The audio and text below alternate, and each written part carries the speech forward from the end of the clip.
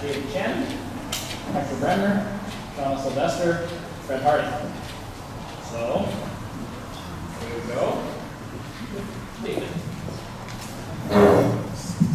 I'd like to first acknowledge that we're on the unceded traditional territories of the Squamish, Tsleil-Waututh, and Musqueam peoples. And we are here with their permission, but we have actually taken the land without war or without payment. Reconciliation is a big deal for me. It took me 3 years within the school path of Strathcona to actually learn about protocol and trying to unite people. So how many people here actually know who you're going to vote for? There's 21 people on that ballot. Got an idea? That's good. But it also looks like the rest of you don't have an idea, so hopefully we'll help you figure that out. So I'll give you a bit about my background. I'm a Vancouverite, born and raised. I grew up on the poor side of West Point Grey. I know that people laugh at that, but 40 years ago there was a poor side. My friends were Army camp kids. I lived on the outer edge of the neighborhood. We used to knock on neighbors' doors to pick up pop bottles so that we could collect a deposit and try and go get a slush cat, play some video games. That was us. But since then, I've got a degree in human physiology from McGill. I've got a degree in biopsychology from UBC, and I'm a certified financial planner. I've been in the business since 2004. So finances I get. I've been doing community governance and community work for 25 years. So I'm not new to working with people and some of the politics around trying to unite people and making sure that we meet the needs of people more so than the ones that we have to sometimes leave behind. I'm all about affordable housing. I'm all about strong families. The problem is that as a Vancouverite born and raised, I have no place to go to. We need to save the city. The city is falling apart, and I think that a lot of people that are interested in what's happening right now aren't interested because they see the changes. We used to be a big city with a small town feel, and we're not that anymore. We're a city of glass and steel, and it's becoming a motto that if you're not wealthy, you're sort of not in with a partner. So that's what we're here to do, is to offer a new choice. ProVancouver is actually an umbrella organization. We're not truly a party. Oh, over. Oh, thanks.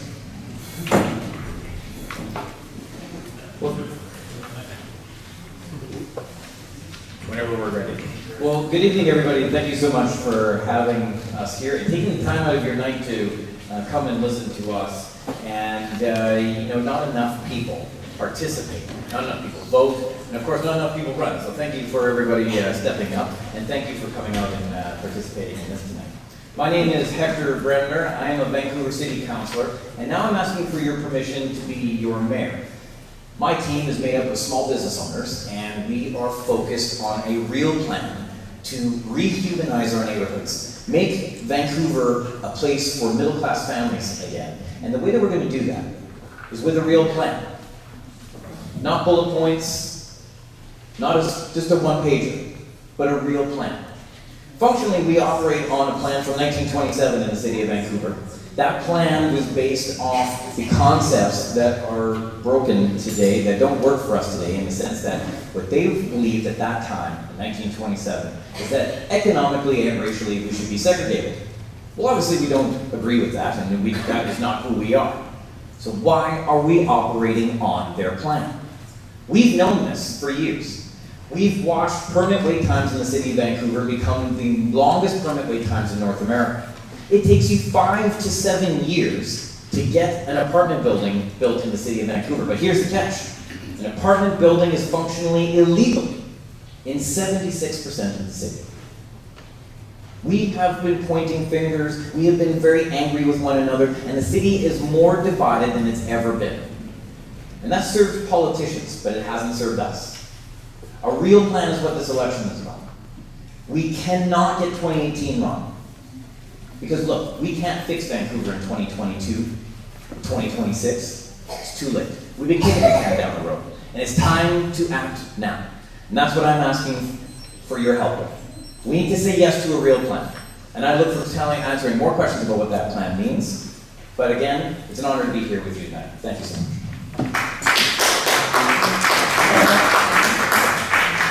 Good evening, everyone. My name is Shauna Sylvester, and on October 20th, I hope you will go to number 5 on the ballot and vote for me. It's wonderful to be in this room. I graduated about 5 blocks away from here. My sister got married in this room. I saw my great aunt at the age of 90 dancing up a storm in this room. So it feels great. And I want to thank Joel Bronstein, Roy, and all the members of the Little Mountain Neighborhood House for all the work that you do to make this city a better city. I'm running for a very simple reason. I feel like our city is changing. It's changing dramatically.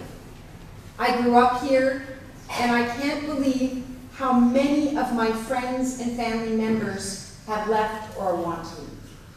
My daughter can't afford to live here anymore. So we have a number of crises, but they're not insurmountable. What we need is a government that is committed to working across political lines and a mayor who has the skills to do so, to get people out of the political parties that they think about and talk about and working for the interest of our city. I actually am in favor of political parties, but this is the one time in our history where I really, really feel strongly that we need an independent mayor. That we need an independent mayor that is going to bring all of us together to resolve the problems that we have. We have many solutions. I put out all of my platforms. There are 8 of them. I've put them out, and I put them out 6 weeks ago so that we could have a conversation about how to improve them. So that's what I'm here to do, is I'm here to share ideas, to answer your questions, and to give you a reason to hope that we can change things up and actually resolve some of our problems. Thank you.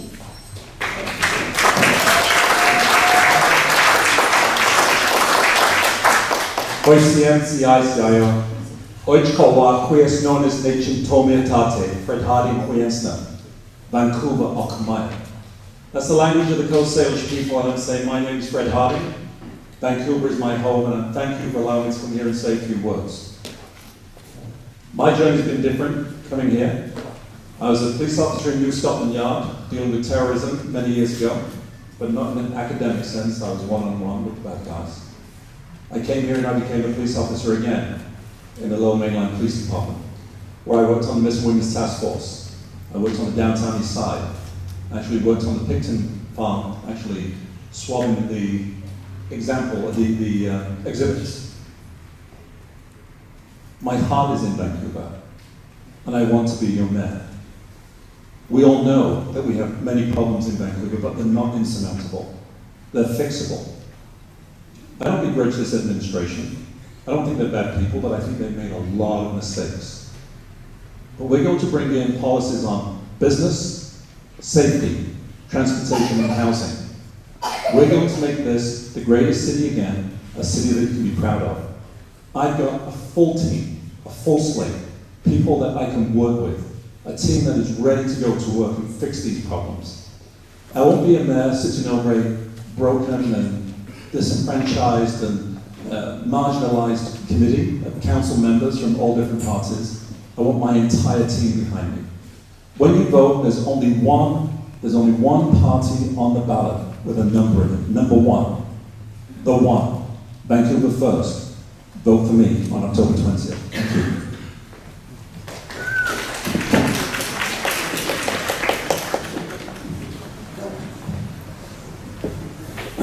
All right, thank you very much for the openings. Now I have a couple of questions, and for better or for worse, they haven't heard the questions until we all hear them. So, here's the first question.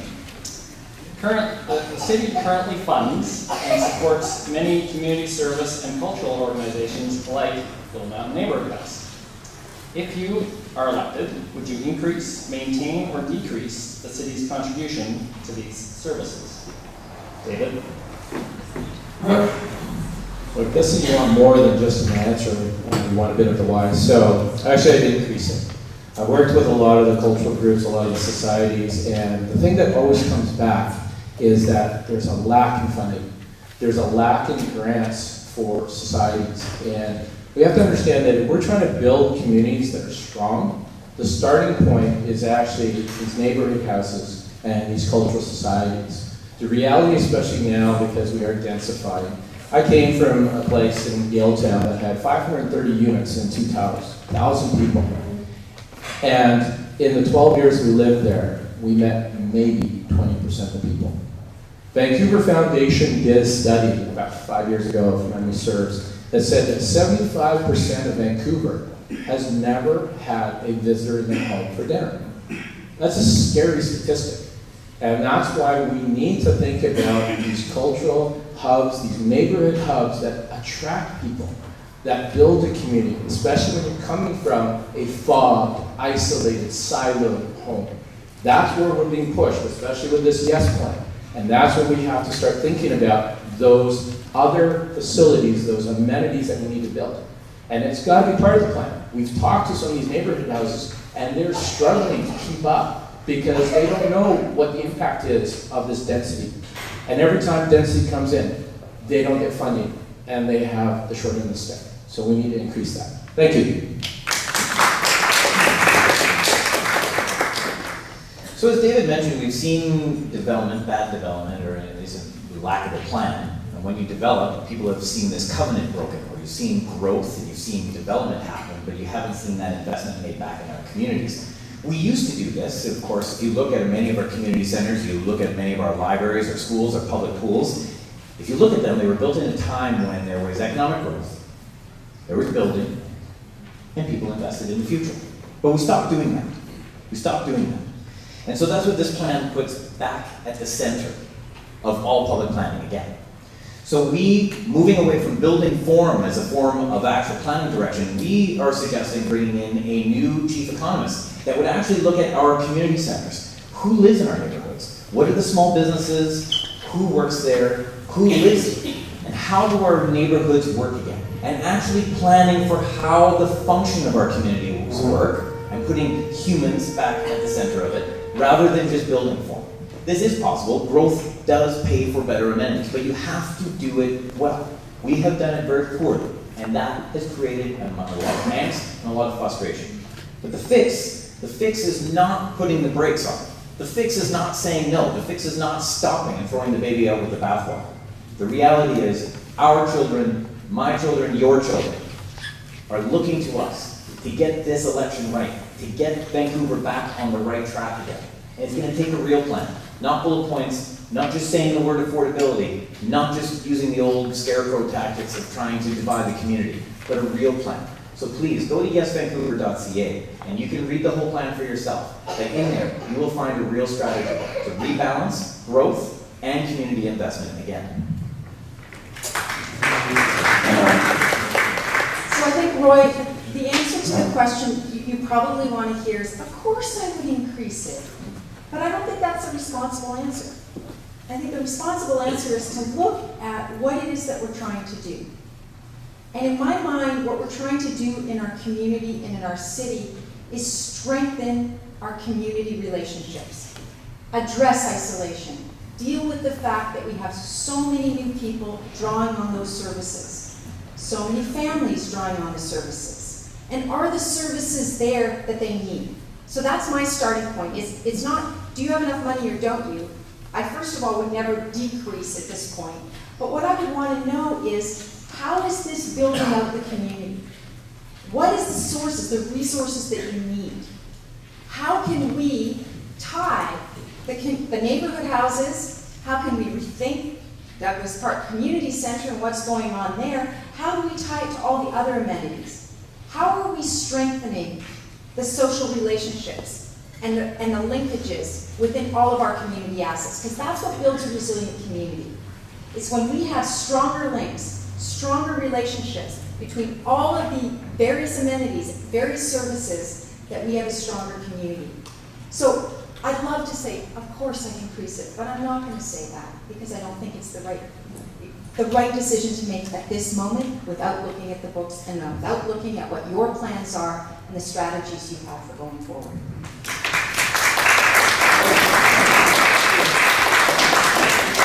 I could say what she said and sit down, but I won't. But what you said makes perfect sense. I also won't make a vow and a promise to increase the spending budget. Thank you so much. Because that doesn't make sense. We have to have common sense in our budgets. We're in such a deep hole because there's been a lack of common sense. If the money's there, I promise you we'll spend it. We're going to do a review of the budget, we're going to do a review of the books, and we're going to find out where the money's gone. If we have the money, we're going to spend it. We're not going to take down the viaducts, we're going to save the viaducts. That's $500 million that we've got to spend.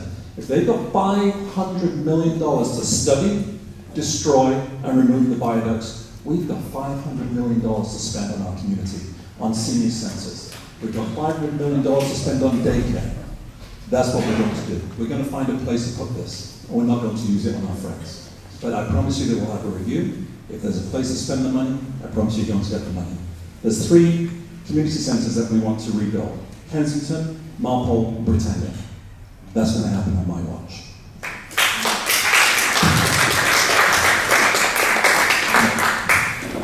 All right, thank you for your answers. I've got one more question, and then it'll be over to you folks to generate questions and keep things going.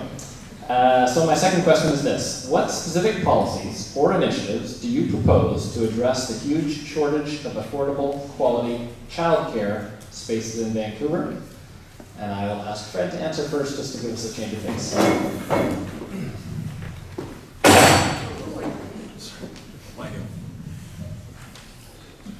We're going to save the violence. I'm going to do exactly what I just said. There's so much money in the costing that they want to remove the viaducts. Hundreds of millions of dollars. It's nonsense. Because if they take away the viaducts so that they can build, remember there's a SkyTrain running right through there. So what's the point? We're going to make sure that it's seismically safe, but we're going to save the viaducts. That's the money that we're allocating to childcare, daycare. That's where the money's coming from.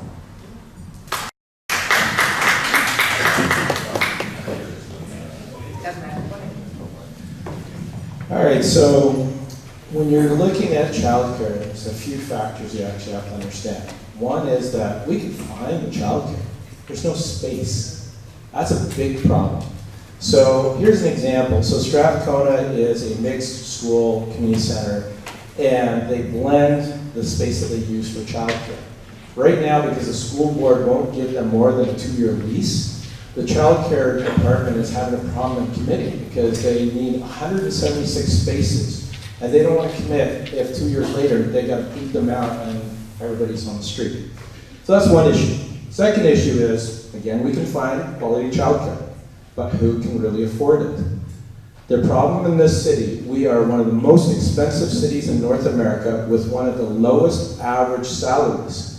And when you throw childcare in there, even when you take your tax credit for childcare, it doesn't balance out. Most of the childcare we're hearing is a minimum $900 a month.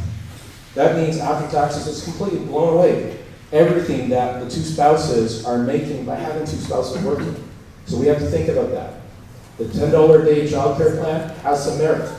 It's this concept that if we subsidize this and people are actually working better, they're paying more taxes, it can self-fund itself. That's where these things make sense. When we're talking about the funding, you can talk about the viaduct, but here's the problem. You need to do a forensic audit, and I can tell you one thing. 10 years ago, the budget was $700 million. Now, the budget is $1.4 billion. We don't have double the people, we don't have double the cost of living, we don't have double the services. I know, because I've looked into the books, that there are funny things in the books. The money is there. We can find it. Thank you.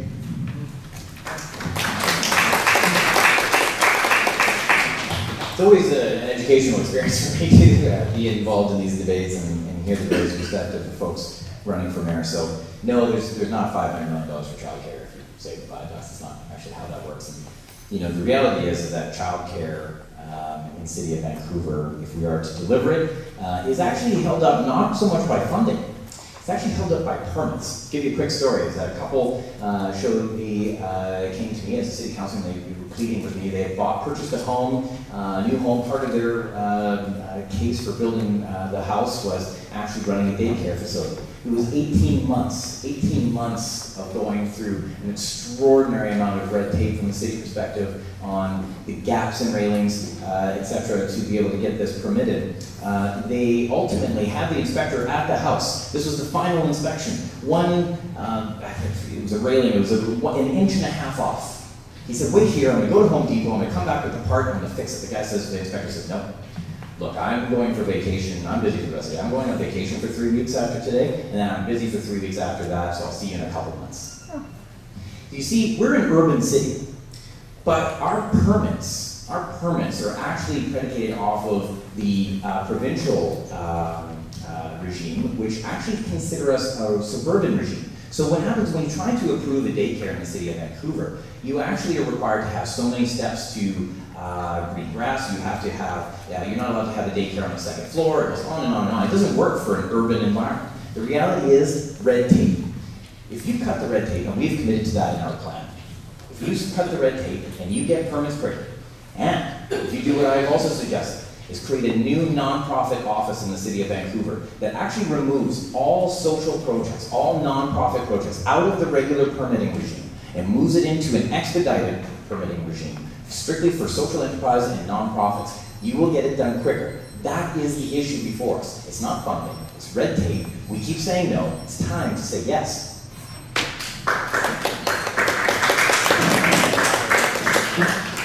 This one feels like a no-brainer to me. Affordable, accessible childcare makes our community a far more vibrant, economic, livable community. The $10 a day childcare ask has been out there for some time. There is some alignment, finally, between the federal government and the provincial government to start providing funding for childcare. This is something that, as a city, we have a number of different roles that we play. We advocate strongly for that funding. That's one. We do what Hector talked about. We create and enable childcare spaces to be open, and I couldn't agree more in terms of just how bad the permitting process has gotten. We can speed that up, we can clean it up. And where we can provide support services, we need to do that. One of the other areas, it's not just childcare, but the West End Family Place, the East Side Family Place, each of our community centers that are providing child support services. Think of the churches, think of all of the public and private sector childcare. There is so much that we can do to support this community.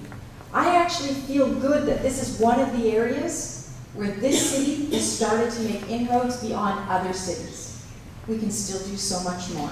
And to me, this is a basic of trying to ensure that we have a vibrant economy here.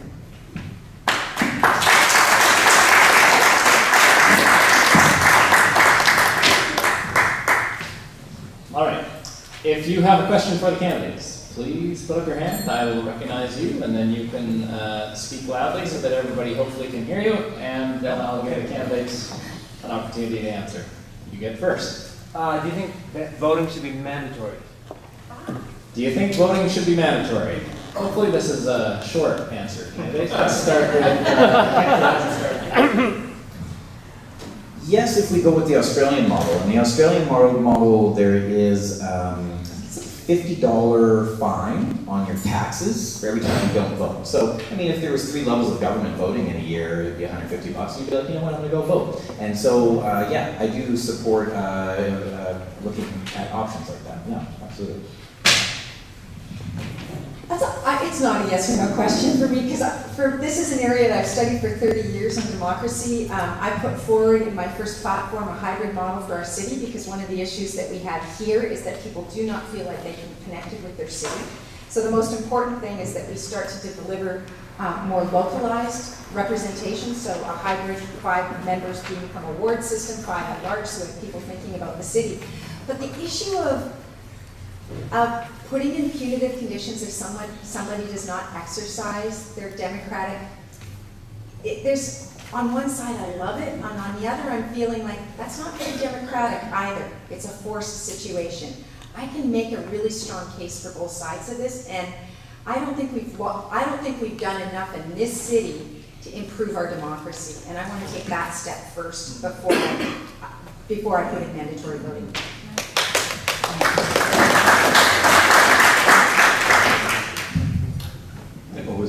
so much sense. Yes, I think there should be. Oh, let me rephrase that.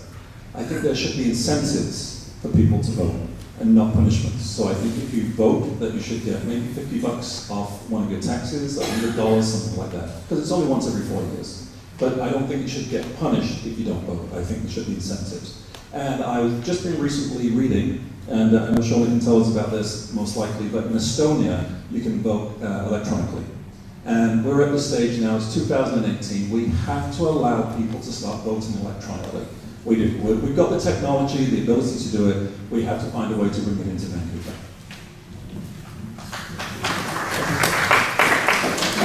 So I think that when we answer these questions, a lot of the things that we're dealing with, they're actually not binary solutions. It's not one or the other.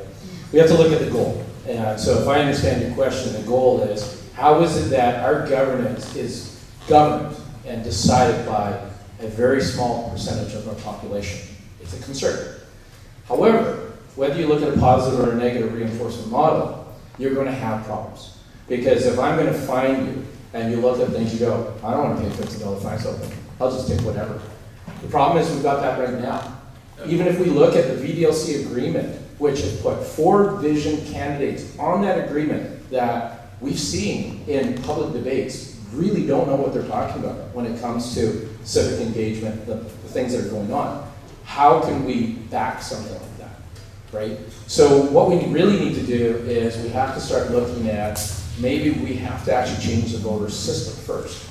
I remember a long time ago when we had the transferable vote. That was an interesting idea because you could rank the people you wanted to get in. At least there wasn't this incentive to just kick off something because you just needed to do your duty to get the heck out of there. But really what we're concerned about is, are the choices of the voters legitimately good choices? Or are they, and this concern has popped up in this election, are they strategic votes? Because they're concerned that I like this option, but I don't think they're going to win. So I'm going to vote for a second pass. So we should probably tweak that first before we start going into something where we say it's mandatory for you. I would rather say if we're going to do mandatory, we have some level of testing to see that you actually looked at the candidates and actually know what they're talking about, right? I mean, the same thing, people have said, and we just came for one where there's 21 different mayor candidates, and there's no testing to say, why are you able to run as a candidate? So maybe there should be some vetting before we do something like that. Make sense? Thank you.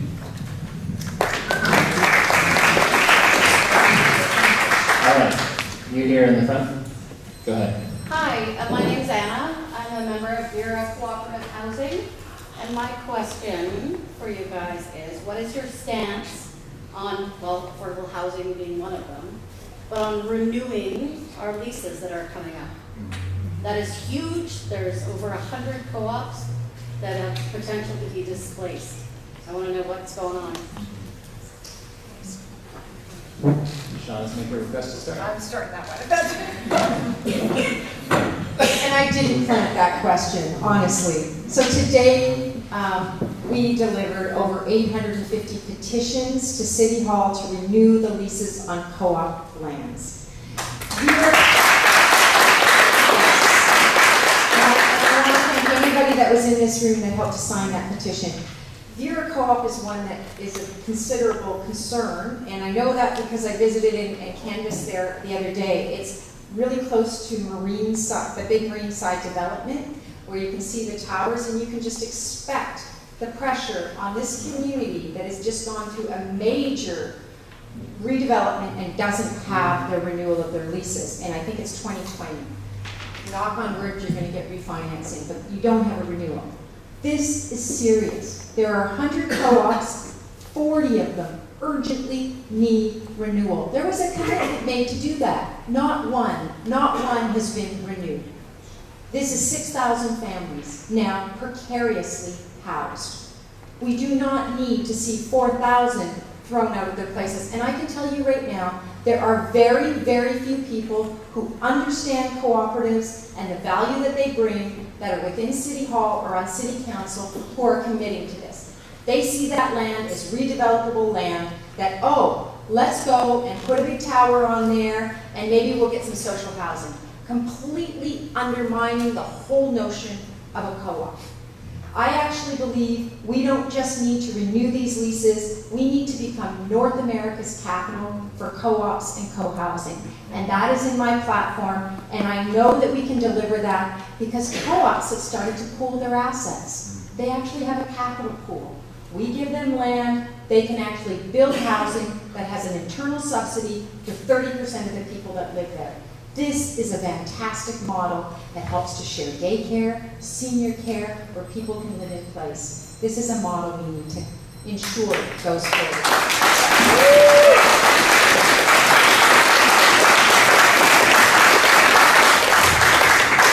How do you follow that? Thank you. Yeah, how do you follow that? This is Shauna's wheelhouse, and I can't take anything away from her. She's one of the most well-spoken, knowledgeable people on this, on our campaign, honestly. Here's my plan. 400, 900, 1300. 400, 900, 1300. That is affordable rent.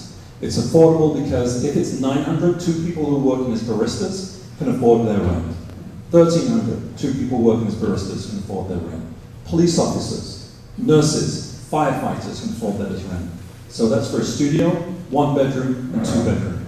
We need to get realistic. People say it's too cheap, but we have priced ourselves out of reality on what affordable rent is. What affordable rent is. 400, 900, 1300, that is affordable. And we're going to work with co-ops. And actually in West Vancouver right now, they're building, or the plans are now that the council is going to build co-op housing for first responders. Because when I was in West Van, there was only 2 people who actually lived there and worked there. 2 people in the police department. Vancouver's becoming the same. Police officers, nurses, and firefighters cannot afford to live in Vancouver. So we need to do 400, 900, 1300 and have co-ops.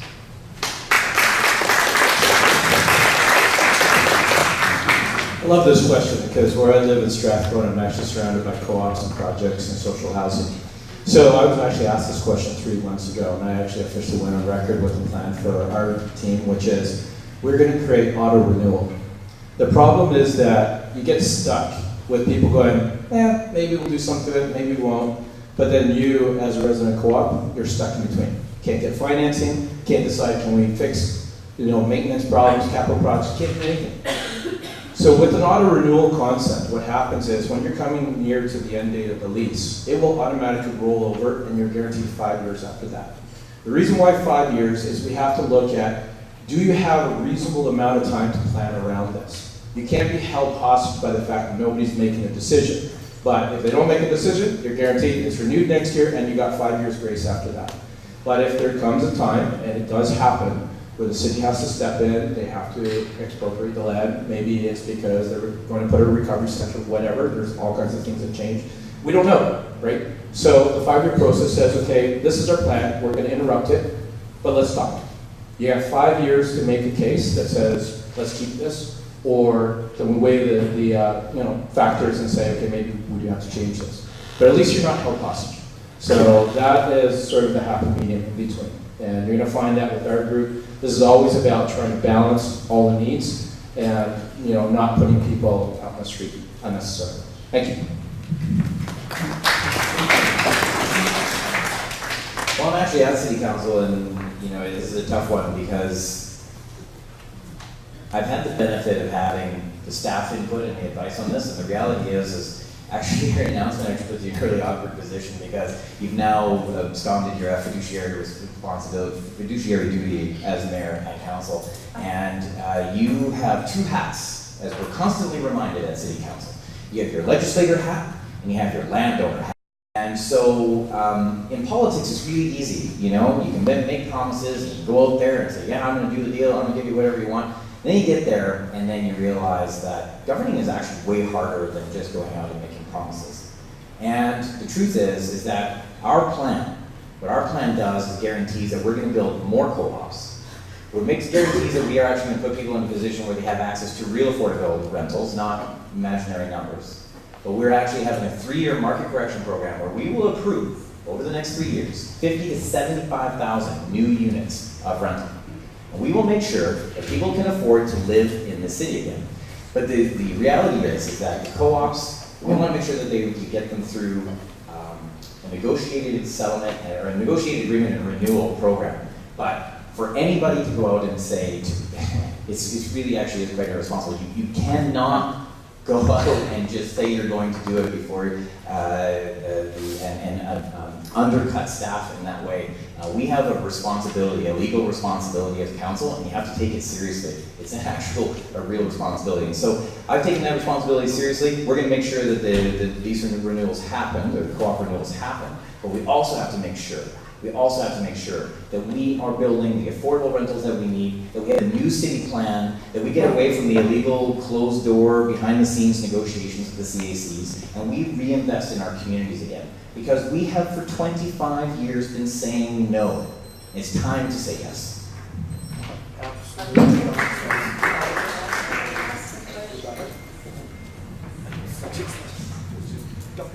Yes, everybody wants to talk, but we'll go with questions. Go ahead. So we're talking now about housing, which is a big problem. My main concern are the people who live at Bain and Hastings. I would really like, if there's any one of you who have already written down in your books that you are going to clear that area out, help those people, give them a life of an alternative, and give them shelter, then I will vote for you. If it's not something that you've thought of before, I won't. So, it is a sign of what we are not. We are not doing it right. Thank you for your question. Who wants to answer first? I can take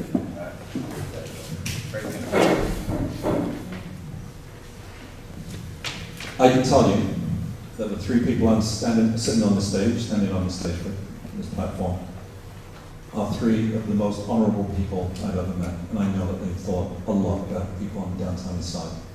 We all have. And housing, the downtown east side, is, I keep describing this as a Rubik's Cube of complexity. I worked on the downtown east side. I went into an SRO, and I came out and I wanted to weep for what I saw in there. And it was a man and a woman with a bicycle and a TV, and a bag of pop cans, and a carpet that was sodden with urine, cockroaches and mice. And there was a window, there was no window where there should have been a window, and you can reach your hand across and shake hands with the person in the room opposite into their window.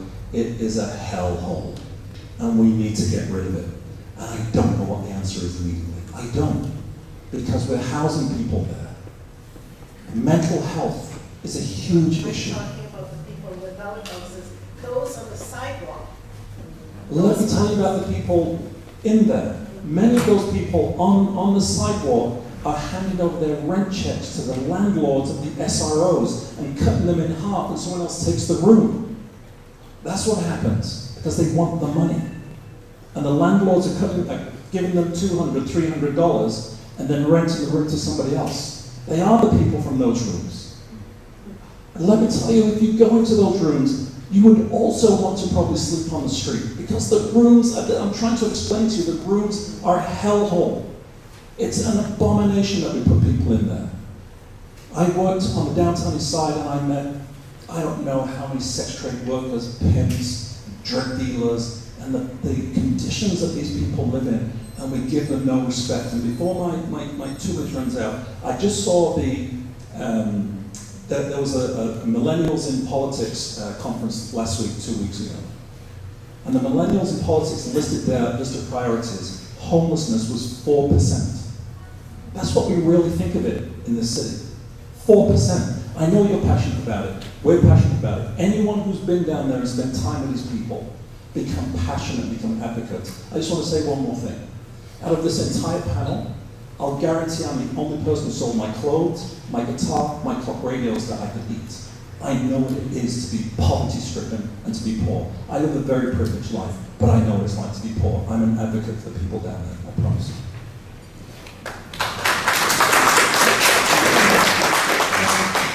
So I do have a strategy. It was one of the early ones I came up with. 2,800 units. Right now we have 2,100, just over 2,100 people in the homelessness count. I've actually said we need to go to 2,800 units, and there's a really important reason for that. Women are often not included in those homelessness counts. You don't see them on the street. Women are disproportionately affected by the violence. They're often selling sex just to find a place to sleep. I spent the morning with WISH, which is a drop-in center this morning for sex trade workers. This is a complex issue, but it's not complex to get housing. We can get housing. The modular housing is working. It's not a full-time solution, but it's the beginning, and it gets people behind locked doors, which is really important. And it's so 2,800 units. I've already started writing letters to the federal government to say, you know, you've got a lot to make up in Vancouver. You're going to have to come forward with some new ideas here, and this might be the place where you can make a real difference. But 1,000 of those units for women. We also have to deal with the opioid poisoning crisis, and hopefully there will be more questions on that because I want to ensure that others have a chance to talk about homelessness. There's also work to do to support the people that are working in the cares, in providing care in the downtown east side. They're in trauma. So many of them are going through trauma, and there aren't certain support services. We've gone some distance in getting our first responders to support services, but there are nonprofit after nonprofit after nonprofit where their staff are just going non-stop, and they're helping revive people they know and love. And sometimes they'll go 6 or 7 times and they'll lose the person. I can't believe the people I've met working in the downtown east side. I am so grateful for what we have down there. And it is a community that needs to be treated like a community and asked what kind of community they want to live, work, and play in.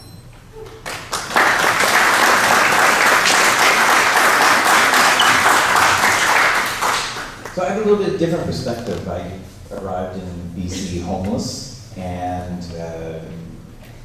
my wife and I, who is in the back, my wife is back there, Virginia, she's a mental health worker for many years in Vancouver's streets working on these issues, and this has been sort of a passion project for a long time. The downtown side actually is not a community. It's actually something we created. It's actually something that we said, people with mental health issues, people who are challenged, we don't want them in our community. We're going to send them down there. And that's what we started doing. We ghettoized that area, and it's a shame. It's disgusting what we've done. It's a reflection on our character. I live downtown today, and I don't own a car. My wife, I would walk to work every day in the east side of Gastown, and you cannot walk down our streets and your heart not break. There's people sleeping on our streets as Ferraris pass by. There's something broken. There's something broken. But the solution, it doesn't require a task force. You don't need to study it. You don't need to consult. You don't have to ask Ottawa or even Victoria.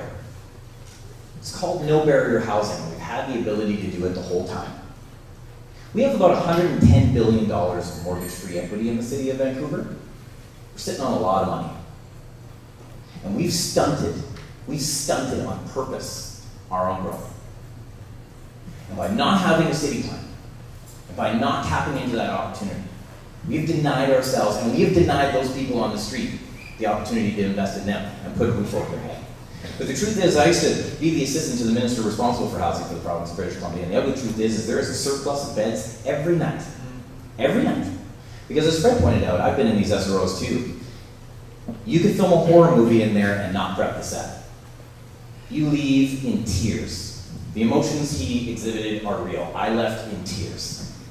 I witnessed actually that same night a man, 21 years old, died just as we arrived. My friends, we've had the solution the entire time. We've needed to say yes. We need to put the land on the table, we need to zone for no barrier housing, and we need to meet people where they're at, and we need to get their job done. This is not political. Thank you.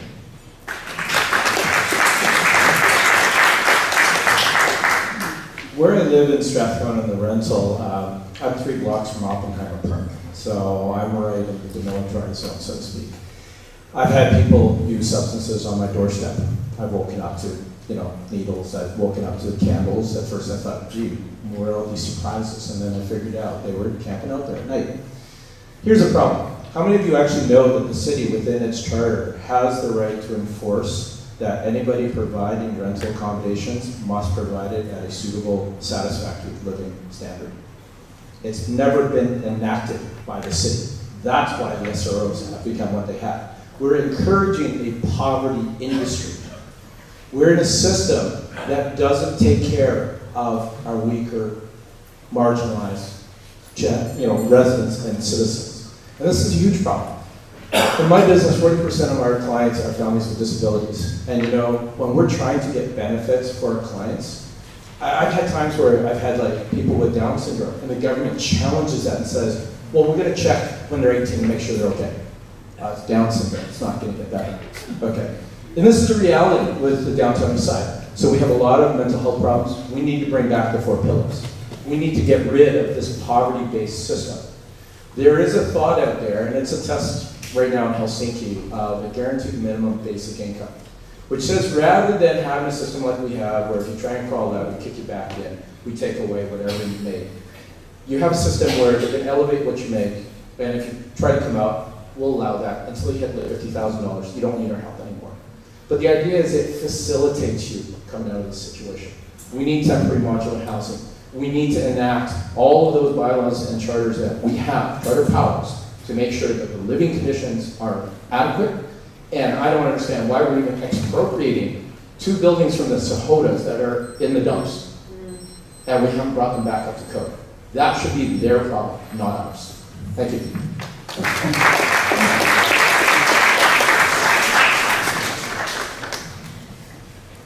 All right. There we are, yeah. Hi, I'd like to hear how you guys feel about rent hikes. I know everybody's unhappy with housing. I think the rich, the poor, and the middle class are not happy, but I haven't heard anything about a rent freeze. What is your position on that? I wish this was a binary question as well, but I've already answered the COPE. They put out a questionnaire about that. And you have to understand that if you're not careful with how you balance taking care of some landlords, they will literally turn all of the rentals into short-term rentals and then forget long-term renters. I'll tell you my experience. I mean, my landlord is an interesting guy.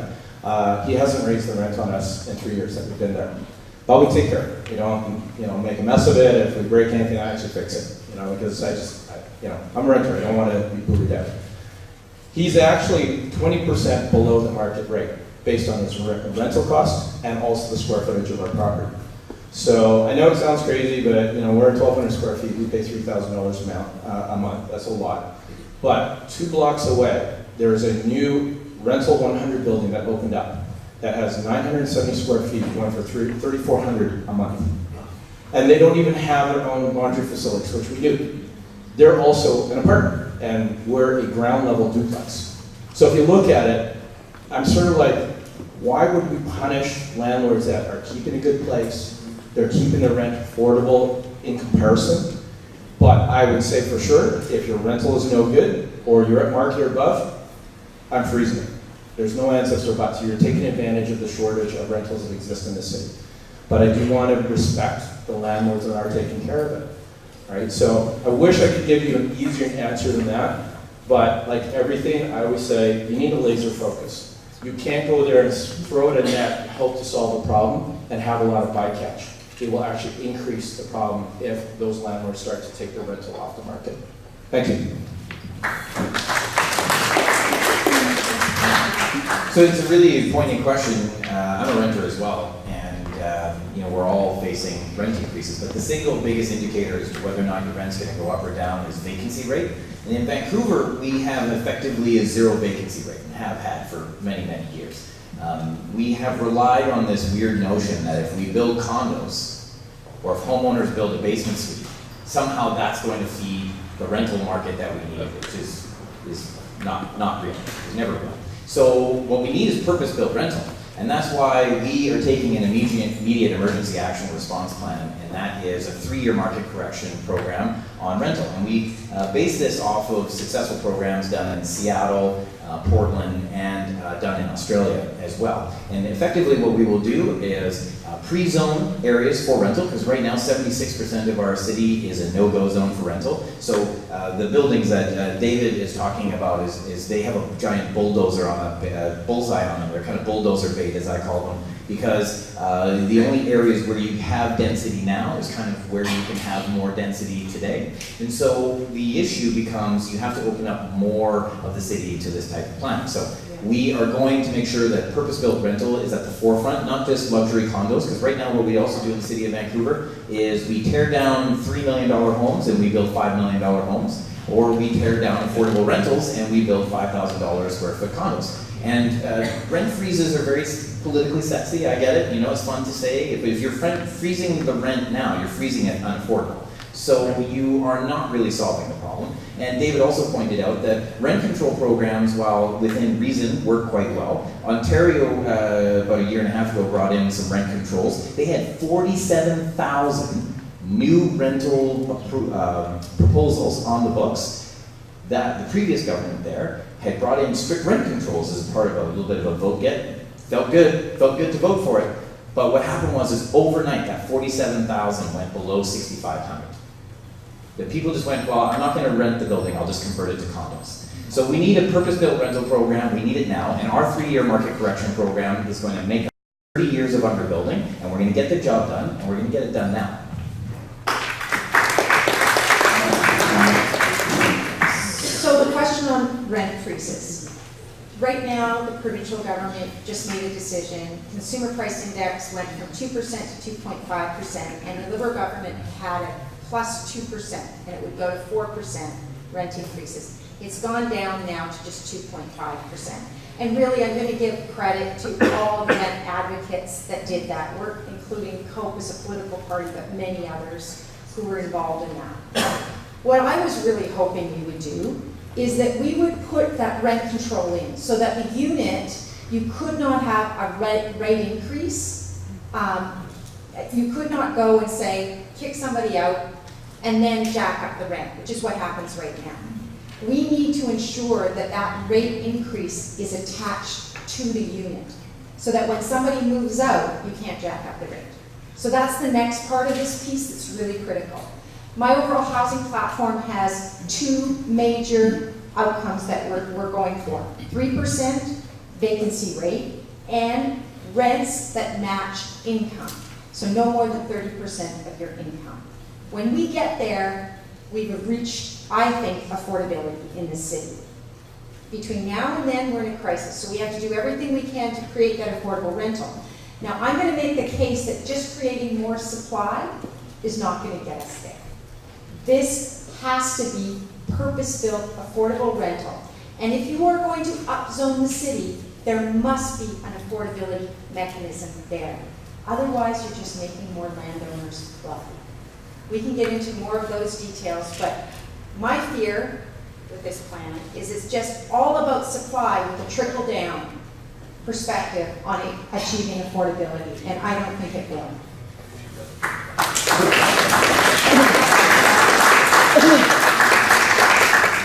So, Hector previously said that my imaginary numbers are imaginary. And he's also saying if you freeze rents, you're freezing them unaffordable. It's one or the other. I'm saying that the pricing that people are paying for their rents has become unrealistic. In England, they are prepared to pay more for their cars than they do in any other part of Europe because they become used to it. We're doing the same in Vancouver on our rent. We're so used to, well, my neighbor's paying $3,700, so if I pay $3,400, I'm actually getting a deal. It's too much. It's too much. We have to bring it down. When I say 400, 900, 1,300, those aren't numbers I pulled out of thin air.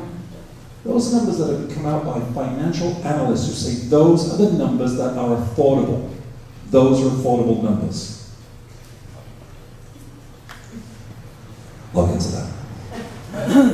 We have to remember, and I've said many times, rental, and David alluded to this, we're asking some of our landlords to take them to a point where they're just going to have to give over their properties sell them or do something with them apart from rent them out.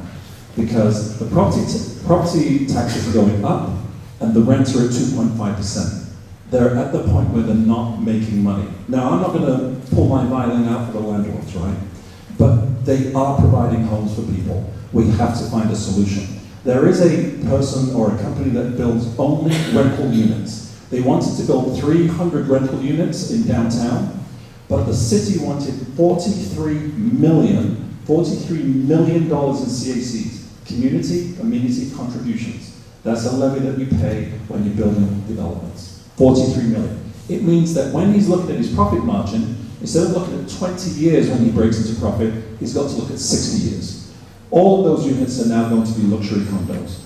We have to fix our rental market. We have to come up with 400, 900, 1300, because those are the numbers that work.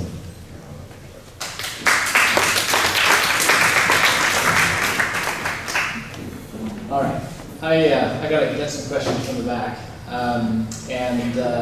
Soon, I'm gonna encourage you to ask questions that involve something other than housing. Because we could spend all night on housing. It is the issue, but there are other issues too. In the middle of the white shirt, there you go. Hi, I wanted to talk, you mentioned community amenity contributions. I would love to talk about that and perspectives on it. I live and work in Brentford, Collingwood. I happen to run Collingwood Neighbourhood House, and I saw many of you a couple of weeks ago at our neighbourhood house. In our neighbourhood, the city council has rezoned a lot. We have a lot of towers in our neighbourhood, and so a lot of developers have made a lot of money.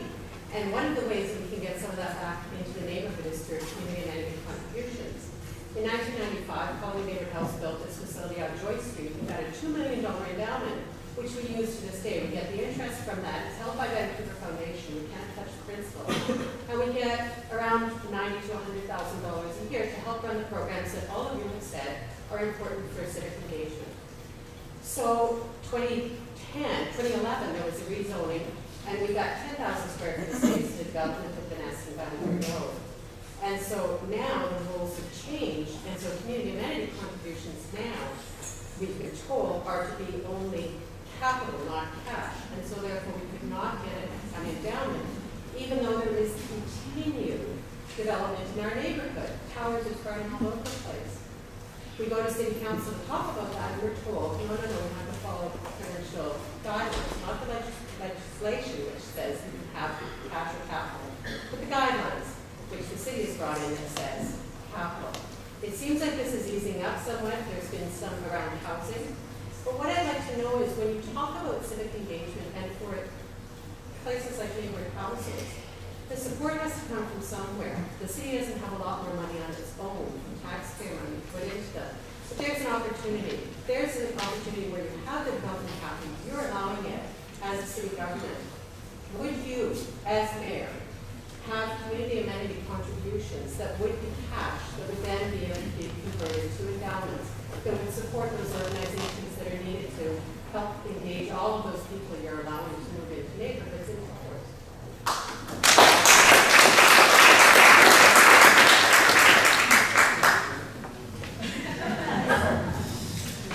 Yeah, so there's a lot to it. It's an interesting concept, and I think we should be looking at a raft of solutions for CACs. But the first thing that we need to understand, I think the baseline of understanding we need to have, is that the current way that we do it is illegal. So our staff have been warning us for years that this is illegal, that we're not allowed to negotiate CACs behind closed doors. It's a negotiated tax, just so we're clear, that you could have two properties, the same type of property, you could build the same thing on it, two people pay a different amount. It's a negotiated agreement, and it's negotiated behind closed doors. It's actually one of the longest parts of the approval process of building a building in the city of Vancouver, is this sort of used car deal, sliding pieces of paper back and forth in front of each other and negotiating these deals. The other challenge in front of us right now is with CACs, is we don't know where the money technically goes. It goes into something called the Innovation Fund. And this is something that was set up by Vision Vancouver, which is innovative literally in the sense that it's kind of an innovative slush fund. We actually it's very opaque. You don't quite understand how the funding works. So part of our plan is to engage in a core review. And we need to restructure not only how our various business lines work and how government makes decisions, but we also need to restructure how CACs work. And as part of our citywide plan, is what CACs have to be a set contribution. They have to be a set contribution and meet the legal definition. They'll be scalable based on, depending on what you're building, but we'll have a reviewable, scaled, set CAC that will make sure that money is actually going back into the community. Whether or not there'll be cash contributions, it's an interesting concept. Sometimes you have to ask yourself, against the fiduciary responsibilities, like, is it worthwhile to put $2 million in an account and have it sit there? Maybe. Maybe it's worthwhile to invest in it. So I think that those CACs should actually be going back into community. But first, we have to fix the fact that the whole system is broken and that we are fundamentally shortchanging ourselves and also acting outside the legal bounds of what any city does. And we need to correct that now. This is a great question, and it's perhaps one of my biggest criticisms of the current government, is that we've gotten addicted to CACs and we've changed our whole capital plan. So I think it went from something like 17 to 21% or more is based on community amenity contributions. Is it now 1/3 of the budget? I want to get the clarity on that because it just was like this huge increase. And we don't, this is where Hector and I are in complete agreement. It is opaque. There is no understanding. So if you go in as a developer trying to build a project, you don't know what's going to happen with those CACs. And then where do the CACs go at the end of the day? We don't know entirely. So the point that you're making is, okay, now it's all going into capital. Can it go into cash? Can it be in, more importantly, could it be an endowment so that it's there in perpetuity to support things like neighborhood houses? One would hope that that is an easy yes, but I don't know if it is. That is why my first platform was restoring trust and confidence in government, because we don't really have a line of sight on where our taxes are going. I sat on the board of Mountain Equipment Co-op, I sat on the board of Van City. I always sit in the Finance and Audit Committee, because that's where you learn the story of whatever it is you are managing or governing. And I don't have a clear line of sight. So in the first 100 days, I'm doing a report to citizens on what's going on with our taxes. Where are they going? But I'm also going to ask for a report that's never been provided on our property endowment. We've never had a report on our property endowment fund. So that is in the first 100 days. I've also made a commitment that we will make community amenity contributions entirely transparent, so that we know where they're going and that they go to community and not just this in-kind support to maybe a foundation that was a developer in the first place. And so that's another issue.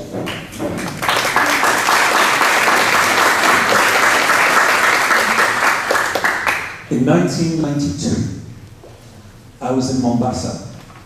And when they used to build a hotel in Mombasa, the hotel owners would give a contribution to Daniel Arap Moi, who was the world's 5th richest person at the time, and it went into what they call the President's Bursary Fund.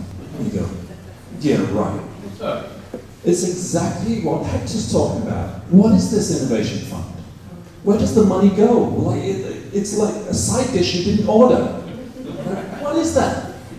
We have to make it transparent. In Burnaby, if any one of us wants to build a development in Burnaby, you know what your CAC contribution is going to be. Hector's already told you. In Vancouver, you work it out behind closed doors. Now, I don't have a relationship with the mayor. Maybe you do, and I'm not going to suggest there be something untoward about this. But how would it be if we have different relationships with people in City Hall and our CACs are vastly different? We don't know. It's illegal. It should be illegal. It shouldn't be happening. We have to have transparency. Your question is, will we take cash, convert it into cash? Is that right, for community programs? Yeah, it's allowed under the BC legislation. It's just in the last few years, the city of Vancouver has said only capital. They won't allow cash. And therefore, organizations like ours can't get the operating funding. Well, let me say this because you're eating into my time, right?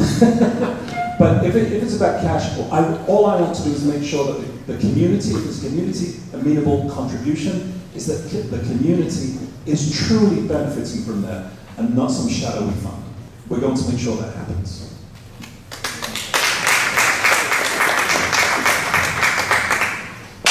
So Jennifer, I'm going to try and answer your question directly. So here's a challenge. I mean, as a financial planner, business owner for 15 years, and an entrepreneur mentor for 5, I can tell you cash is king. The problem I found in the books is that too often we're getting transfers in kind. And I don't know if you've ever worked with CRA. Try doing that and see how CRA looks at you. They don't like this because a transfer in kind is like me saying, here's a $5 cup, and you're going to take that instead of cash. What if it's a $4 cup? Who knows what the heck this is worth? Okay? So if someone trades a $100 million community center instead of $100 million cash, but it actually costs $80 million to build it, they just stiff the city $20 million bucks. But here's another problem. What the heck do you do with the community center if you need cash? You need operations. Okay? Barter systems don't work very well in that situation. We need the cash. We need to know that that cash is a fixed value. And working with not-for-profits, I'll tell you, the Achilles tendon that they have is that they're constantly asking for money because they're forced to run zero profit. And you really need to build these endowments so that they have a residual income, like your pension program. That's why you guys are socking away money. To have an RSP, so in retirement you go, I don't have to keep asking for cash, I don't have to keep working, right? And that's what all of the community organizations need. CACs are actually a necessary evil, because here's the reality. If you build density, say we build density and we bring 1,000 new residents into here, how do you build the amenities for them? That's why you actually have to get the cash. And why you get the cash? From the developer. They're the ones that profit from it, and they're the ones that brought the density. It's kind of a no-brainer. But the process does have to be transparent. One challenge with blanket rezoning, which we've now seen in 97% of Vancouver, is a lot of times those CACs are dramatically reduced. I've seen on schedules where there's like an 85% discount on the target CACs and what is actually taken after that zoning. So that all needs to be transparent and all needs to be fixed. But cash is king. So that would be what I would promise you, Jennifer. Thank you.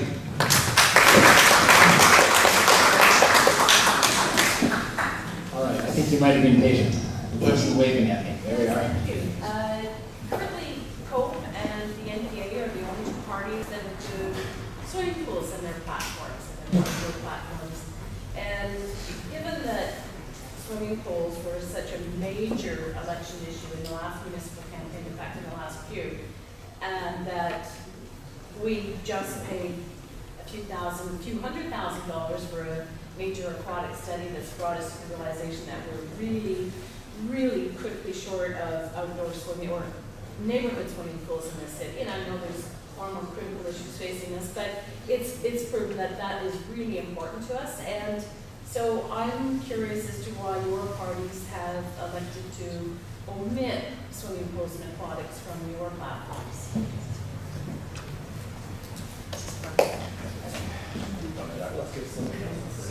Yeah, go for it. Okay, so the challenge that we're facing, I'll be honest, is we get politicals that tell us, don't complicate the platform. People don't understand it. So here's what happened. In our platform, we've actually said, recreation is necessary. I'm sorry, but you guys are not working to just pay bills. You're working to live. Anybody that has dealt with societies, has dealt with communities, knows that if you don't have recreation, people get stressed out and they tear things apart. It's not a healthy situation. So in reality, what we've said is that we need to have parks like they're your backyard. And that was the best way for us to simplify what we're talking about. We are in discussions with various neighborhood groups about creating outdoor pools. I like the outdoor concept because, again, it's like your backyard. Most people don't have indoor pools unless you're filthy rich and you live, on a $30 million, $76 million property. So reality is we need them. Okay. Why it's not there, we had to simplify everything so that everybody understood. But that is our principle. Especially when we have densification. This is the big reason why we're saying that the parks have to be like your backyard. Because coming from a strata where we had 12 by 5 as a balcony, our private space, we couldn't have parties there. We couldn't hang out. We had a party room, and you'd have to, compete to get it, and then you had to be cleaned up and out of there by 1.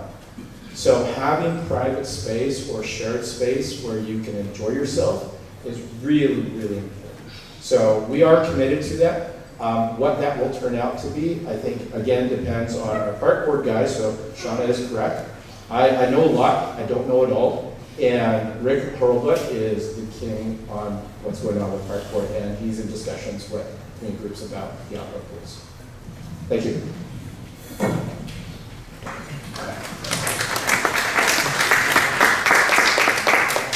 So a major part of our new city plan is actually putting public spaces, parks, community amenities like community centers and your neighborhood houses back at the center of planning again.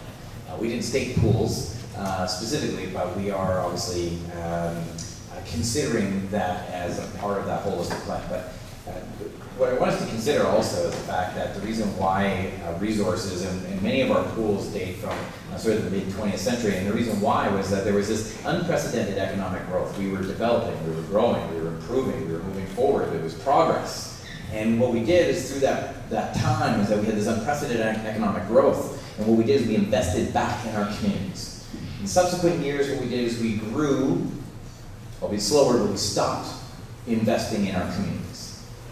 The amenities age out, and now we're at a stage where we don't have the resources to keep them. And so the fact is that we have 9,000 less children enrolled in our public schools. It's because families are leaving. Seniors can't live in the community either. They're having to cash out, move out, and we won't build seniors housing for them here. There's no place for them to downsize even if they can afford market housing, they don't have to go into care. So this is a holistic problem. The pools are a symptom of a greater disease, and the disease is that our families have become unfriendly to us. We have priced ourselves out, and we have built ourselves out. But what we must do is recorrect this. Throw out the 1927 plan. Institute a new 21st century plan. Rehumanize our neighborhoods, untap the $110 billion of mortgage-free equity that we have in our city, and reinvest in world-class amenities like pools, community centers, libraries, and neighborhood houses like this. This is a Parks Board issue, so it's the reason I don't have it in my mayoral. But the question you're asking is a really important one in terms of we're seeing the consolidation of pools into great big giant centers. And we're losing a lot of those facilities like Templeton Pool and others that provided real support for local communities and for schools. So you'd get school using it, and you would use the seniors that would use the pools, and we're losing that. I actually don't think that's a move in the right direction. I think that there are so many people that don't feel comfortable with the great big giant centers. I personally would prefer to have them smaller, but I don't sit on Parks Board. That is something that I would need to really take leadership from those who look and study that deeply.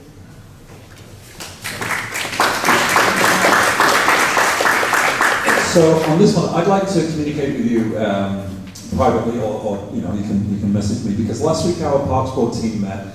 And my understanding is, I got a quick debrief from their meeting, is they want to bring in 16 wading pools and 6 pools. And there was a pool, I believe, in this area that was paved over. Is that right? Yeah, so they talked about that pool being paved over and they want to reopen it.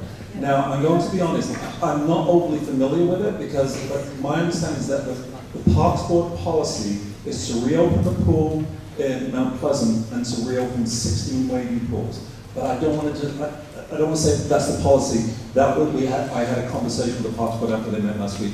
But if I can give you my card, I'd be very happy to communicate that with you so that you get the proper answer.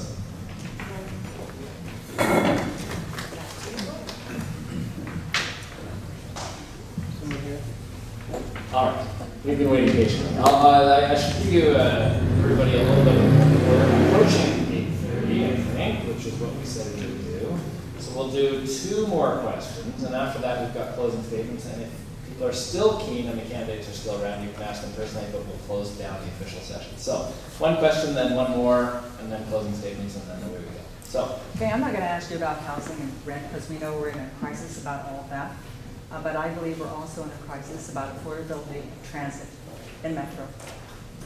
I don't know if hardly anybody knows this, but in Toronto, transit's free for kids up to age 12. If any of you have ever fundraised for field trips, there are so many schools here that just gave up on field trips now because it just costs so much money. In Edmonton, the same. In Calgary, they have an income-based transit pass. Everybody hopes you are all, whichever one of you it is, wins, and whoever else isn't here, that you're going to come up with all kinds of great housing solutions.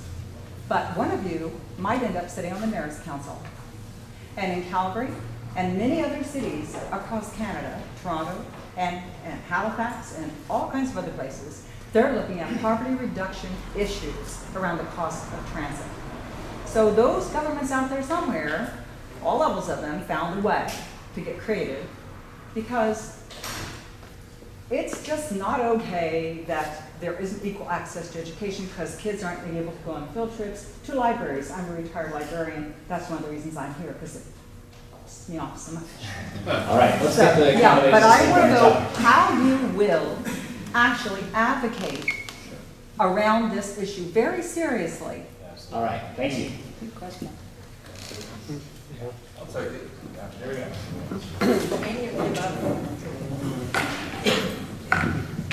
Thank you. So it's a good question, and I can say for certainty on our platform is we've already said from the very beginning, from the day I actually started my campaign, is we are going to bring in free transit for people who are 18 and under. We have also added to that, we're going to make transit free for seniors. We have to have it. We have to, it's an affordability issue. There are families who cannot afford the passes. There are children who can't get to some groups and can't get to sports. There are parents who don't have cars and cannot get their kids out. It's an affordability issue, and we're going to make it happen. Seniors are suffering with a high cost of their taxes. We have to give people a break. And in Seattle, it's free between 7 and 7, I believe. Up to 18. Up to 18, yeah, it's free. So we have to do the same here. And the cost is about $35 million, shared not between 12 municipalities, but 21. So which includes the Sawassa Nation and Belcarra. You can't expect Belcarra to pay what we're paying in Vancouver. But we can share the cost. It's $35 million to do this. That's the cost. It's a drop in the bucket. We can do this. And we can do this for 18 and under and seniors. That's a promise. Wow. Thank you, and I know you've worked really hard on this, and you've helped to educate me on this issue. So I would say that this is, I'm interested in looking at this at the Mayor's Council and seeing if we can come up with a pilot, and not just for the kids under 18, but also look at concession passes that are much more concession for people with disabilities and with people who have affordability issues that are seniors. I think there's many seniors that can't afford transit. The question, though, that I'm going to bring to Mayor's Council as well is how are we going to pay for the transit that we need? And there's a bigger issue here that we have to get far better transit than we currently have. Right now, there are so many people that can't get home at night from their jobs because SkyTrain stops. What is it, at 1 o'clock in the morning or earlier, it stops. We need many more transit routes. We need much longer hours. And I've also made a commitment to doing the Broadway subway to UBC. I know because I worked for 5 years on transportation, convening all the major transportation players in the city. I know that there's an alignment between the federal government, the provincial government, UBC is going to come in, Musqueam will come in. We have the ability to build that UBC subway all the way, that Broadway subway all the way to UBC. Is this the time to do it? You don't start digging and create the bottleneck at Arbutus that we currently have. So at commercial. But the issue you're asking about, and I think I would be willing to go to Mayor's Council, to go to Derek Corrigan, but to go to Mayor's Council, build the kind of consensus to pilot this to see if we can make it pay, that we can find the money to pay for this. It's not an easy black and white thing. I'd love to say absolutely yes, we're going to do this. But that's, I think, the responsible is to try it as a pilot, put in the funding in play, and make sure that we can do it over the long term. And thank you for your work on this.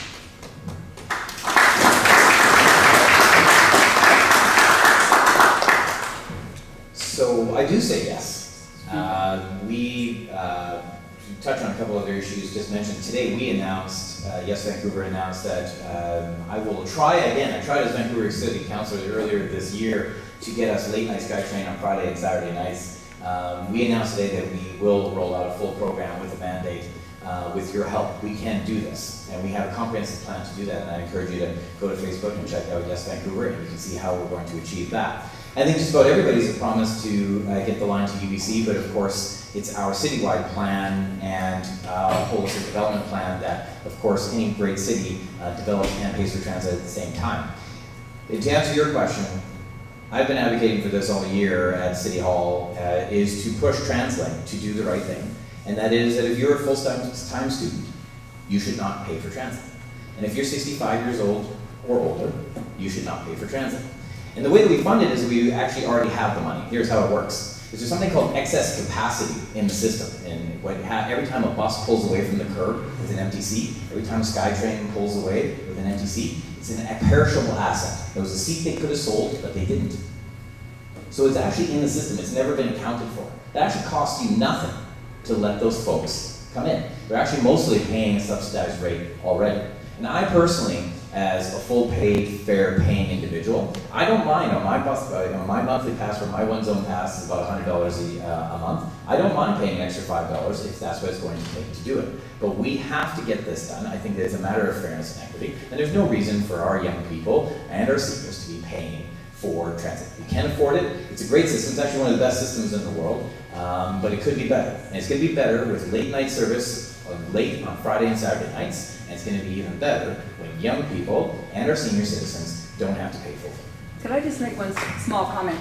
There's a research study from Metro Vancouver called The Cost Burden of Housing and Transportation. Do look it up and have a look at the last page, because that's great. Seniors, sure.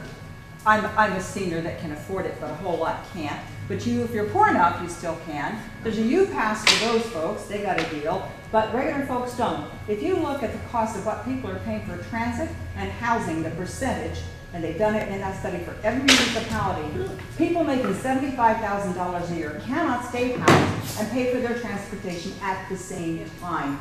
People want housing, they sure do. It ain't gonna happen fast enough. So that means if you could do something about the cost of transit, they'll have more money in their pocket to keep them housed and pay their rent and maybe even get a rental.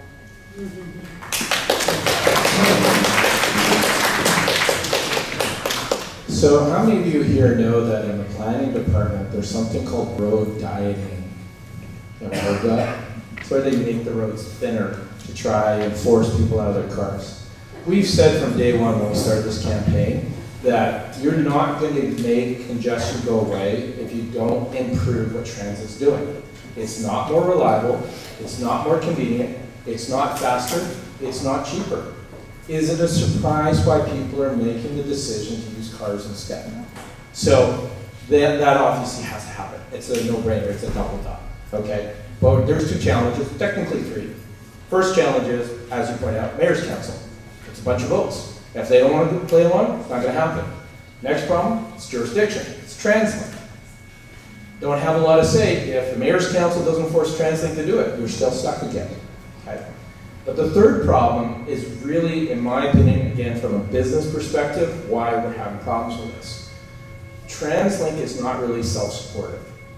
So when it's not self-supportive, it's very difficult to offer free passes, subsidized passes. See, the problem with our governments, they're so used to writing checks, they don't have the money to cover. And then what ends up happening? Cost overruns, deficits, tax increases, all these things, you go, why the heck do we do this? Okay? You look at Hong Kong. Hong Kong's a really interesting model. So what happens is the MTR, they own all the stations. And they actually get a percentage, of the revenue. And that's what makes the transit self-supportive. So they actually have one of the most sophisticated, they have a self-supportive system, they have a convenient system, like you're worse off to drive a car in Hong Kong, literally.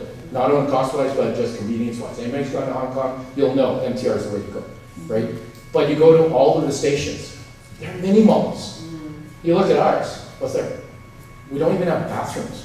Yes, yeah. This is really bad, right? So there's a lot of improvement. But it's going to have to come from knowing how to self-fund it, not just pushing TransLink and the Mayor's Council to do this. But we are committed to it. Thank you. All right, last question from Mayoral. I'm sorry I have a couple questions. As I know we have 21 mayor candidates, but how come we have only 4 today? That's very disappointing to me. And then we have 5 parties mentioned here, but how come there's 4? And I'm really looking forward to hear 20 of them to bring up the inspiring idea. So I just have to bring up this question to you. All right, that allows everybody else to have one more question, but I will answer the question first. We invited the people who had the most sort of support thus far. We invited, I think, 7 people to attend. We decided, you can take it or leave it, we decided that having 21 people on the stand would be very difficult to manage. There are, however, other forums where you can see all 21, and all 21 have been invited. So if you wish to see the episode, you're welcome to. These candidates were the ones who agreed to come, and I thank them for coming. So those...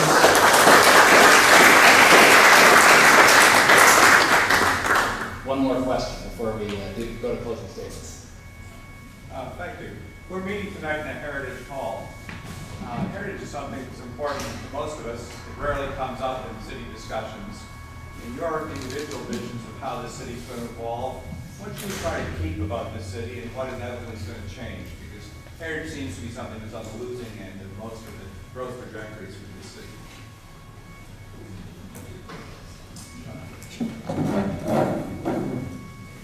Thank you. Yeah, challenging question because it hasn't come up ever before in any of these, and this is what, number 11 mayoral debate. So there's 2 things. One, there's heritage businesses, local neighborhood businesses that we're losing, and we're losing them fast, and you can just look, just the property taxes that businesses are having to pay.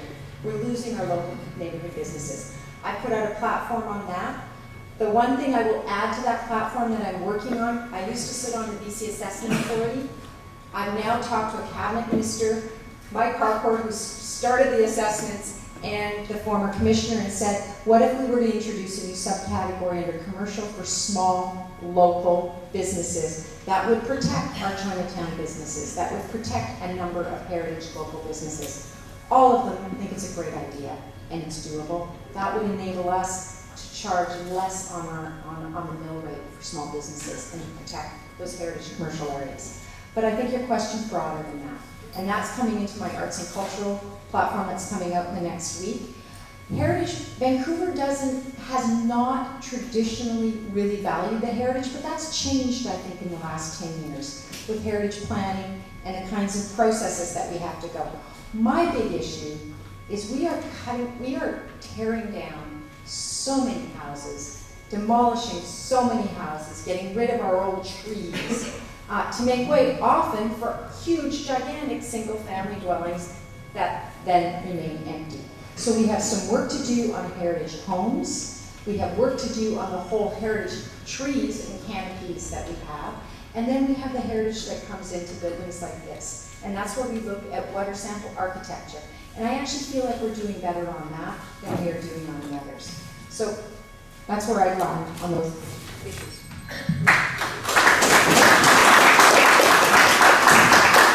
It's a great question, and it's really relevant to what we're doing. It's a difficult one to answer. I'll say this, is that heritage is very important, but history is very important. And we have to remember the difference between historic and nostalgic. And there's going to be a lot of buildings that go. But I think that there should be it's all about community consultation. And by my comment there does not mean I have any intention to ride a bulldozer down Main Street, not by any stretch of the imagination. But these pre-1940 homes, some of them need to be taken down.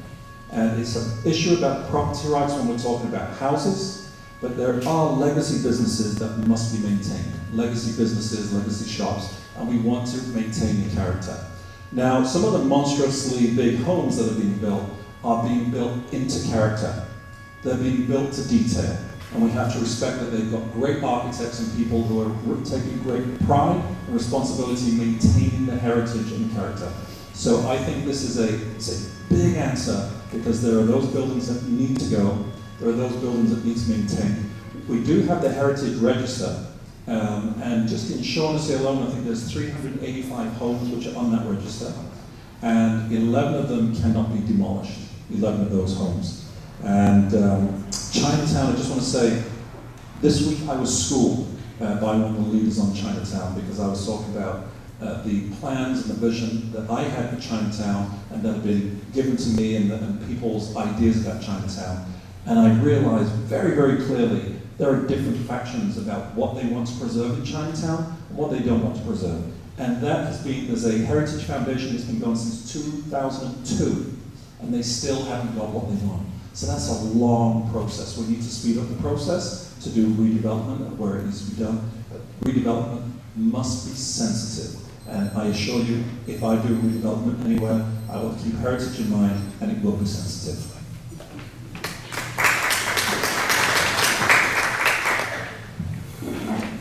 So remember I said that I love Vancouver because it's a big city with a small town feel. And a lot of the heritage is why it has that. That's what keeps us unique in this world environment that we have. But we have to be careful. There is heritage with retention value, and then there's old. And it's actually a fight that's going on in Shauna right now, because under their new heritage regulations, they've said if it's older than 1940, you can't do anything until they figure out whether or not it's worth retaining. So we do need to expedite figuring out what are those parameters to say whether or not the building actually has heritage value or it's just old, right? Now, it's also really easy to say, okay, well, the solution is to make a new tax bracket. Let's just drop the taxes.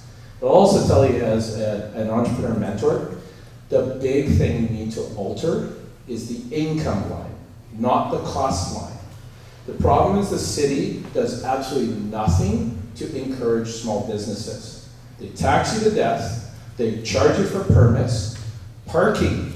I grew up here and I remember as a kid, my dad would race here at 6 o'clock because he goes, parking's free. Now we can go have a great time in town. What's happened? We're taxed until 10 o'clock at night, 7 days a week.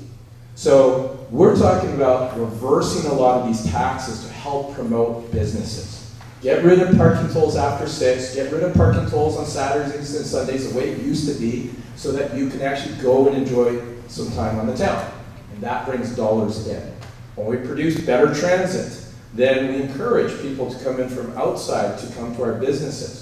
Right now, with the way it's set up in most business commercial districts, you know, you come in and go, okay, so I'm going to pay like $2 an hour or $4 an hour, or I can go to Burnaby and I can park for free and do all my shopping there. That's why your businesses are suffering. If you can drag the business back here, and that means helping the businesses, promoting the businesses that are here. Something as simple as putting stuff on the city website isn't even being done. We need to promote our businesses as much as we need to protect them. Thank you. So at City Hall, heritage comes up a great deal. We have a really robust heritage committee. We have a variety of heritage protection acts that guide the protection of heritage buildings. Of course, the Rio was the most recent significant heritage building protected. But also on top of that, we've done some really innovative things that you've seen as a part of a reconciliation agreement, the old RCMP barracks, which has, according to our statutes, heritage value, but the nations view it as part of a dark heritage. And so that building, what we elected to do was, if it can be recited, it will be recited. And if it can't be recited, it will be ultimately demolished for what it represents to Indigenous people as part of that reconciliation deal. And I'll tell you that story because it's really important to understand is that we're a city that's about 132 years old, so it's approximately 4 generations. So it's really important to remember that our heritage is more about who we are rather than just the buildings in and of themselves. And to me, that's my focus here. That's what I'm trying to do with this action plan. Is our heritage was being a blue-collar, working town that was an open place where you can make a fresh start. And today it's becoming this unique enclave of mature trees and mature gardens. Lovely. But let's remember, 9,000 less children enrolled in our schools. Seniors are being forced out. We've had a 30% increase in homelessness in the last 3 years alone. That's because we prioritize things over people. I don't think that was our heritage. I don't think that's the character we want in our neighborhoods. Because I'm often reminded, they always tell me, Hector, you're going to ruin the character of our neighborhoods. The character of our neighborhood is not defined by the slope of a roof or a spindle on a porch. It's defined by who lives there. And who are you?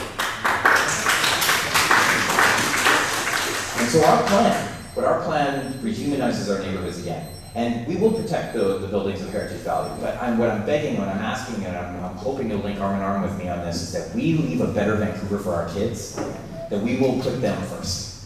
Thank you. All right, so I promised them 2 minutes to close on any topic that they wish to. So we'll do that, and then we'll wrap up. Fred?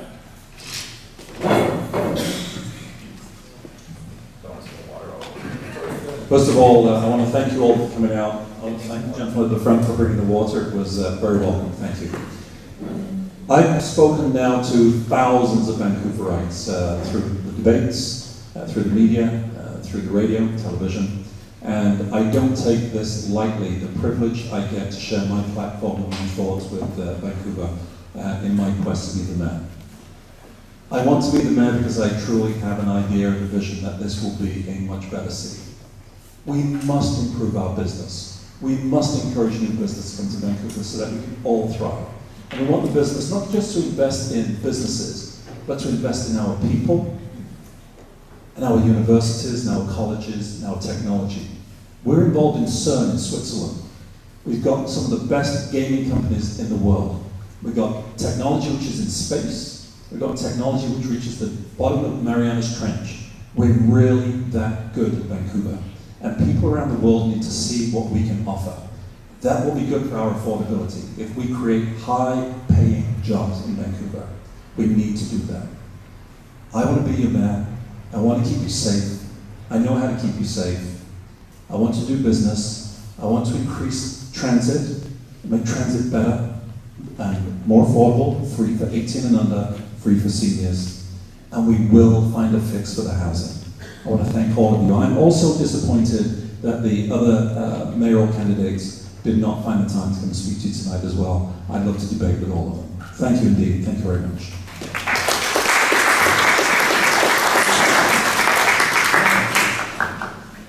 So, this is a very, very important election. We've never seen an election like this before in our history. And the city's at a crossroads. It really feels like it's at a crossroads. And we have a chance to make history. In 132 years, we've never had a woman mayor. But I don't want you to vote for me because I'm a woman. I want you to vote for me because I am the most experienced candidate out there. Now, I don't want to take away anything from the fellow candidates, but I have 30 years of working with all levels of government.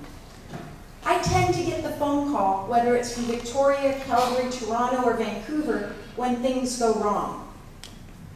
I have worked in conflict zones around the world. I've worked in democratically failing states to help people who don't agree with each other come together to solve problems and to get to work.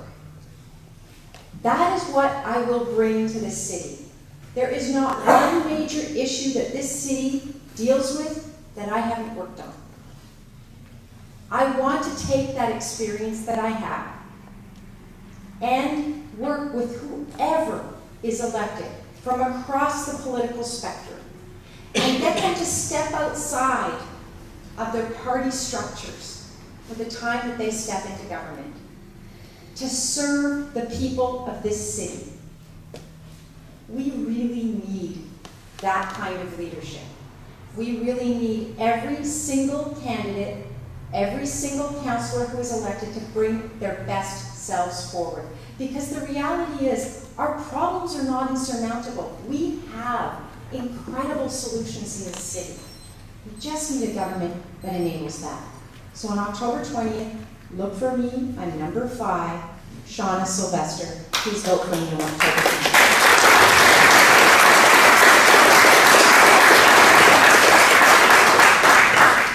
Well, thank you to you all once again, and thank you to everybody that that did make it, and that government that Shauna talked about is possible, and it starts when we say yes. We have started with no and argued about maybe for years in Vancouver. It's very unhealthy. What we're saying is, let's start with yes, and let's work on the how. 5 small business owners running with us. They all have their own concerns in the community, whether it was trying to find employees to work in their businesses, whether it was trying to get permits for their doctor's office just to build more rooms to see more patients. My wife and I made the decision last year to leap into municipal politics, and I ran for city council because I wanted to do the work, because our sons were born in this city, and it's not a place for them. And it's becoming a place increasingly not for a lot of us, but it doesn't have to be. Our housing crisis is self-inflicted. There's no boogeyman.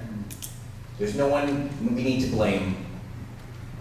It's not that just we need to not change who we are. We need to change what we do. And that's what this is about. It's a simple roadmap, and it's a real plan for success. I hope you read it, because it does find that balance. It's not about growth for the sake of it. It's about for our own sakes. Because look, this is not a question of whether or not Vancouver has been growing or will grow. It has been doing it the whole time. And we've been staring at the evidence, the numbers in front of us, particularly this last government. This last government has known the numbers. They've been warned repeatedly, and they did nothing. But it's time for real action. It's time to say yes. And you know what? A little bit will be scary. And some of us are going to have to, compromise a little bit. But I know that there's a noisy 10% over here and a noisy 10% over there that are going to take up a lot of time on social media, and they're going to yell and scream and they'll bang pots and pans. But I know we are the great 80%.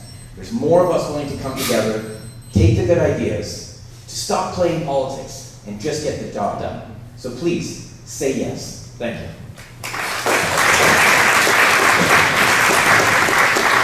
Jennifer, towards your comments, I would say this.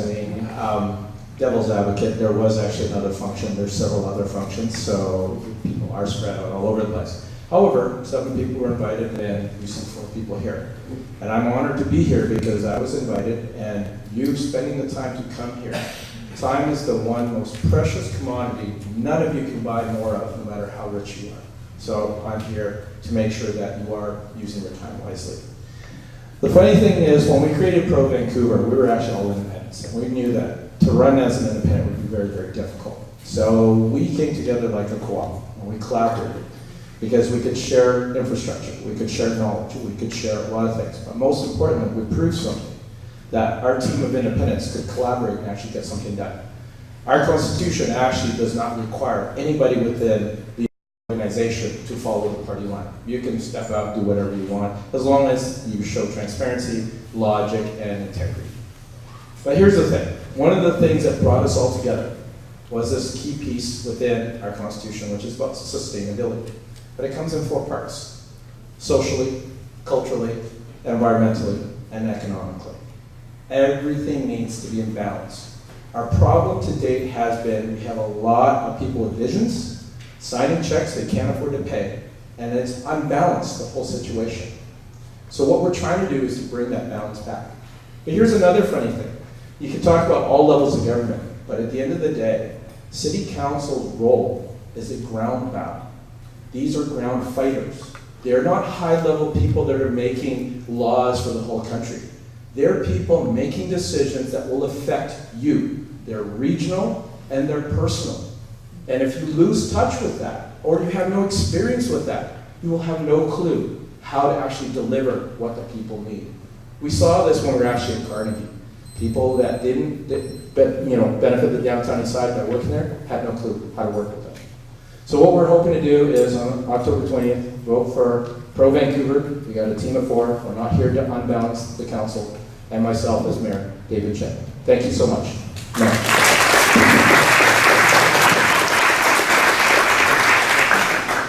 All right, that is our formal program. I do want to thank all 4 candidates for coming and for campaigning. It's, I'm sure, a ton of work. They're out in the day. I'm sure they're out most nights. We all have jobs. They have jobs too, and they're doing this. And they're doing it for everybody. So a round of applause for everybody.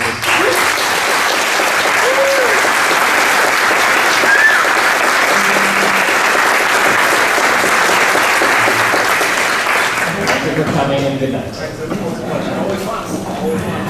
Sorry, I got to